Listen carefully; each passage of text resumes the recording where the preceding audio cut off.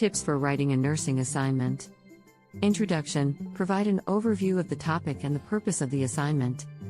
Background. Discuss the background information and relevant literature related to the topic. Theoretical framework. Explain the theoretical framework or model that guides your analysis or intervention. Methods. Describe the methods used to collect and analyze data or implement an intervention.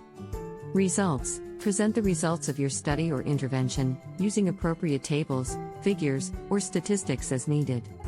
Discussion. Interpret the results and discuss their implications for nursing practice, research, or policy. Conclusion. Summarize the main findings and conclusions of the assignment. Recommendations. Provide recommendations for future research or practice based on your findings.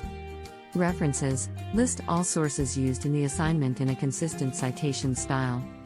To get help in your assignments and projects, contact us at WhatsApp +92 334 606 3324.